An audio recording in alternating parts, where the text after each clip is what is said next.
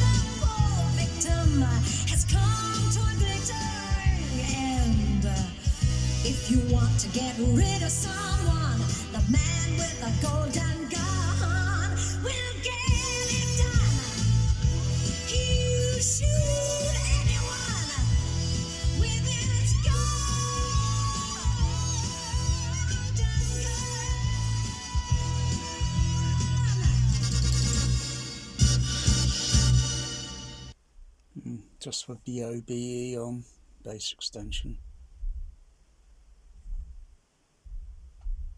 So you need headphones, otherwise laptop speakers, phone little speaker things, they won't pick up the frequency playing because it's below 100 Hertz.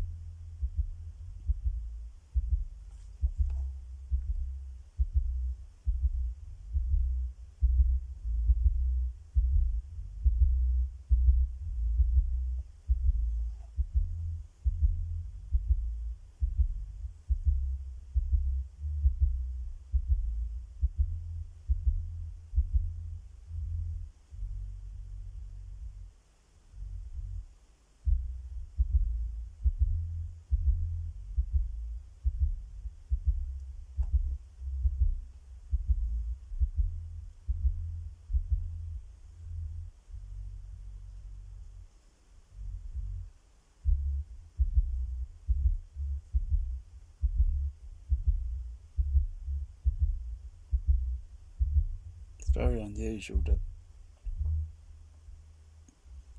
you know, you could do blind listening.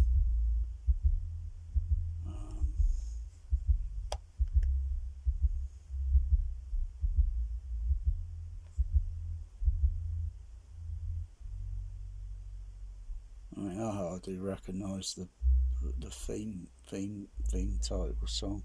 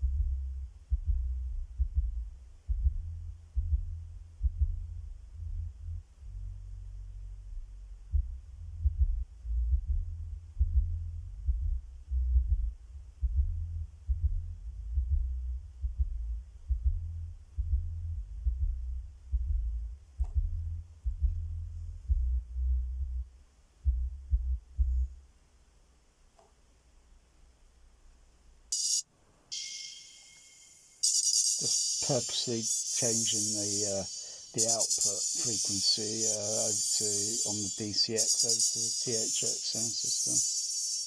So Lynx Riley filter put on about 7 kilohertz at 24 dB down.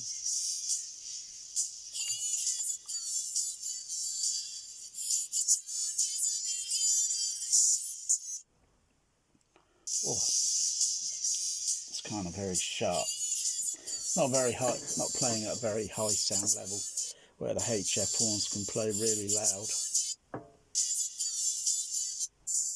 Put a 48 dB filter on at 7 kilohertz because the rest of the frequencies will be rolling up. Now it's kind of all very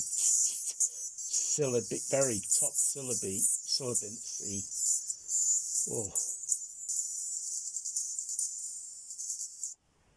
Oh.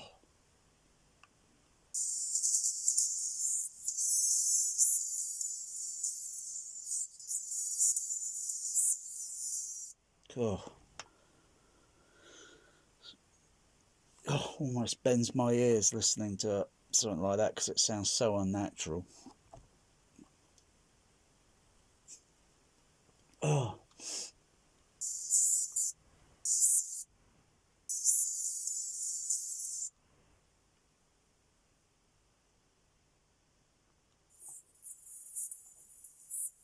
Put the filter up at 10,000 kilohertz.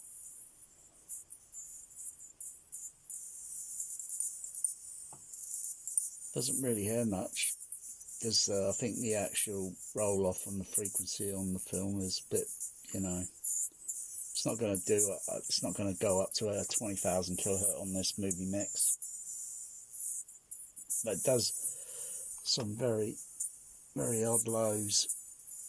I don't know. There was a kind of bit of a delay there or something in the. Just trying to think there.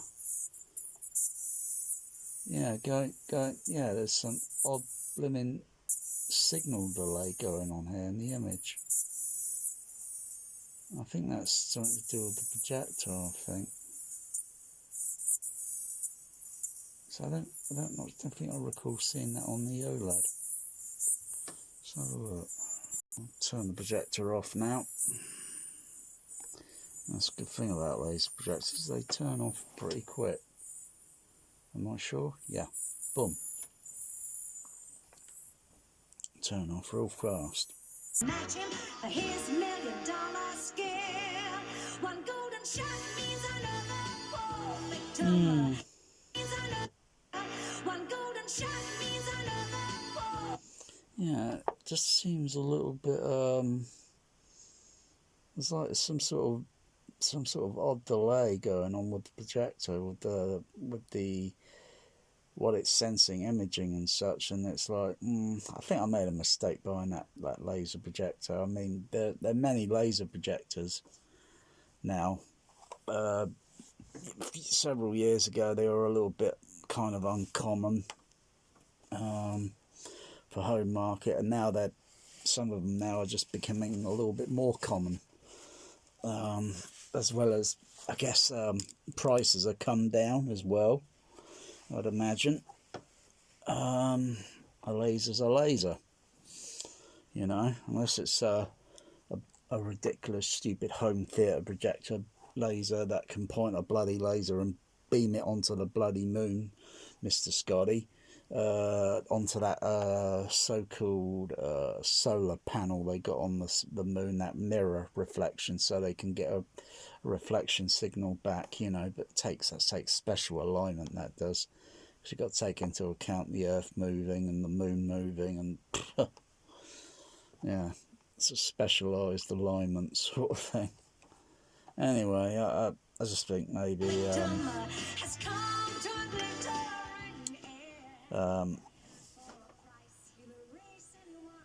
it's not really the laser projectors, you know, it's certain bits of hardware, software that's in it. That's I doubt these manufacturers ever sort of tested thoroughly to see whether this would be a very irritating projector. I mean, it's not exactly very fast, and sometimes it kind of makes the colour a little bit odd, particularly on a video camera sort of thing. It makes it even slightly on the OLED. It should be a little bit more reddish in these sparkle effects. Yeah, I can click on the camera somewhere around it.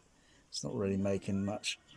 Maybe if I use a digital Sony camera, I can adjust the ISOs and such, and frame rate a little bit more precisely. As well as I keep thinking I'll try use one of the video devices, I'm not sure which, to see if I can see the differences in the colour spectrum to get a colour balance, because one of these devices, the OLED or the projector, is going to have a little bit more output in maybe a blue colour or green colour, and it's always going to always be there. It's got the levels have got to be colour balanced down, so they make the rest of the tonal colour look, yeah, whatever.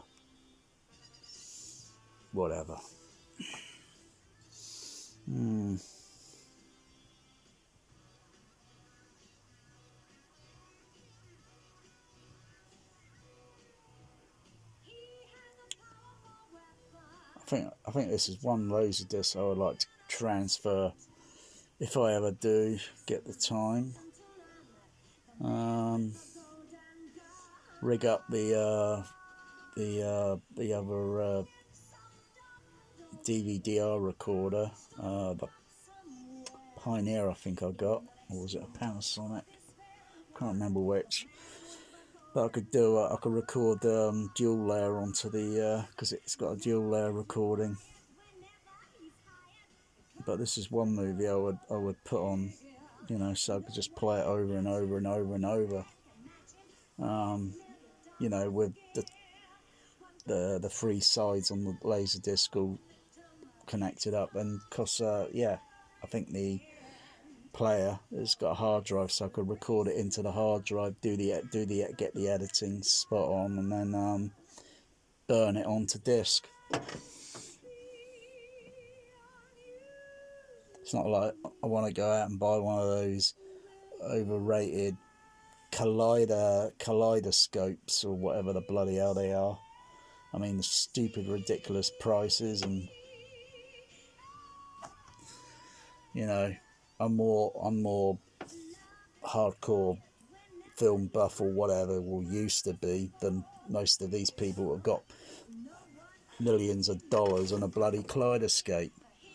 I've been there, done that sort of projection sort of thing years ago, but just doesn't appeal to me. I mean, I see no sense spending that sort of money, and then it's got to have a limit to how much you can put on it. But I suppose then you can have another device linked onto it to put more movies, whatever. I mean, the amount of movies there are worldwide is staggering. They're in the billions, literally in the billions. Think about it. Movies have been going since the dawn of the early 20th century, or and then you get other countries kind of interested and curious. Oh, let's do it, yeah, let's do this, and then so now today you got and certain other countries output so many ridiculous amount. I mean, all these Indian countries outputting, not interested in Indian movies at all, especially when they bloody spam you all the bloody time. I ain't interested in their bloody rubbish.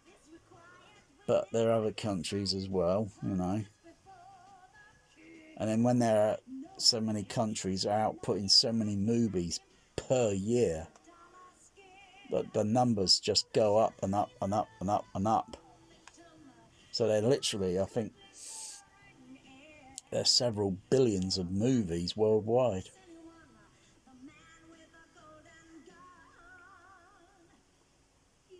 And how many of them would you really want? Not all of them. Not unless you're really like, it always makes me laugh sometimes when someone says, "Oh, I've watched that movie 1,000,000 times." Yeah, really, 1,000,000 times? Seriously? It's such bullshit exaggeration. I mean, how many times have I seen this movie, Man with a Golden Gun? Probably less than 50 times. Actual viewing from start to end, sort of thing. Not like put it on, rush through it, or play this scene or whatever, but actually watching it from start to end, probably less than not even 50 times. Probably not even 40 times. How many times Star Wars? Well, probably... Oh, gosh, that's a tough one now. Because probably less than...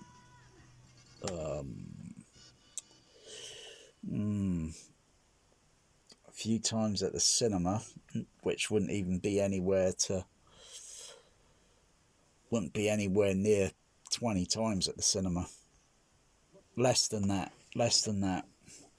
And then on VHS rental, and then probably on broadcast, and then eventually again on VHS, letterbox tape, and then buying LaserDisc players, and then buying definitive version Star Wars, and then the other editions over the years, which I think are a little bit more better looking, better sounding.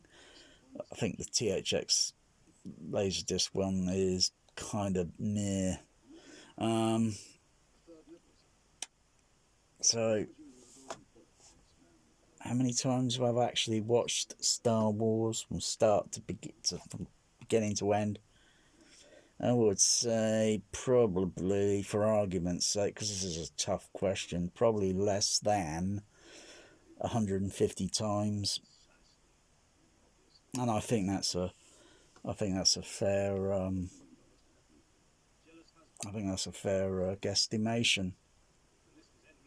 I think, otherwise you've got to be have a logbook and say, yeah, I'm watching Star Wars today. And if that sort of Star Wars, you get these people on YouTube and they'll probably say, I'm bloody watching Star Wars again today, and that tomorrow, and all this and so forth, and or just put their live video on bloody for the whole bloody week, just watching Star Wars, go to get a bit of sleep, wake up, watch Star Wars again. Yeah. Anyone that says they watched it 1,000 times, I think, is bullshit. Because, like I say, I'm real hardcore for that sort of that sort of thing, and I think I've only watched it less than 100 times since it came out, since it was released.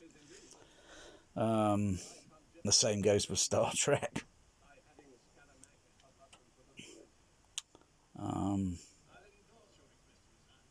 Yeah.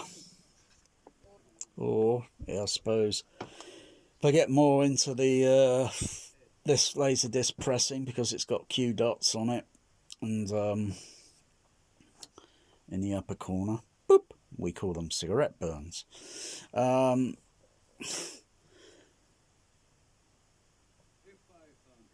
Because this I don't really care for high definition much anymore. I really don't care for it. I think Blu-ray's kind of like ruined itself. Or no, I think it's the film studios that have ruined the specifications of the Blu-ray format, with all the digital noise reduction applied and not having grain there or little dirt or scratch marks. I'd rather see that.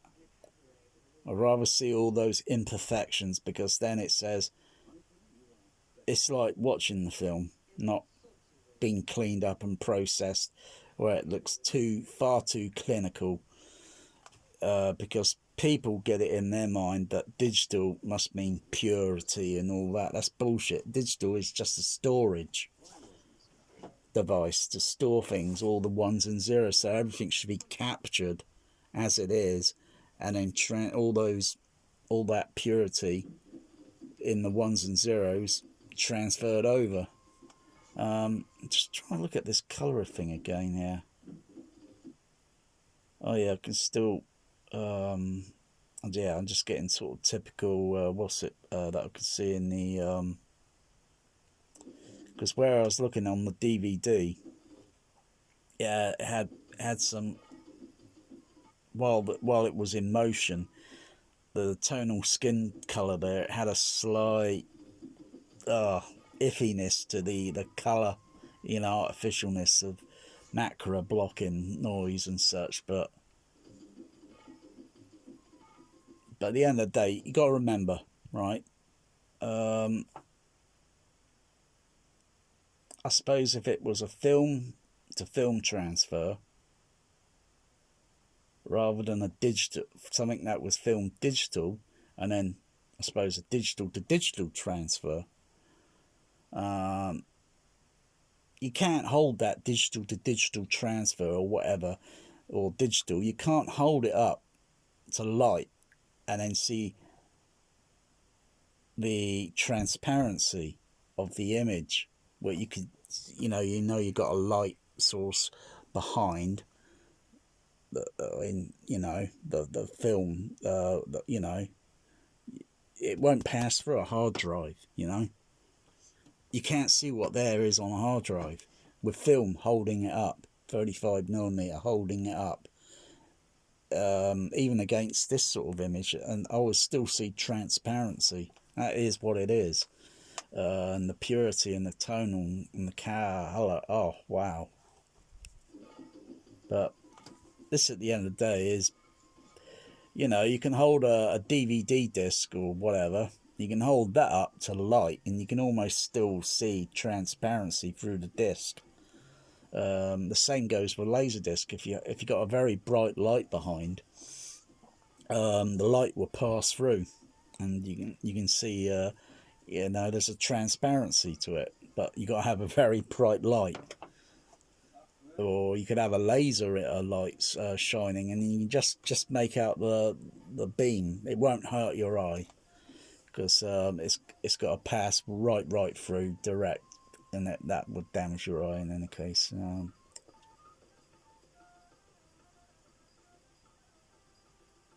But as far as this goes, at the end of the day, I think this is, I'm just thinking maybe I might get another earlier one, the Live and Let Die, but I don't know if it would have Q dots. I'm guessing it might, but there's not much reports on what movies got Q dots, and so it's kind of like hit and miss looking for them and seeing which one has got Q dots. Whether it's a print, a print version,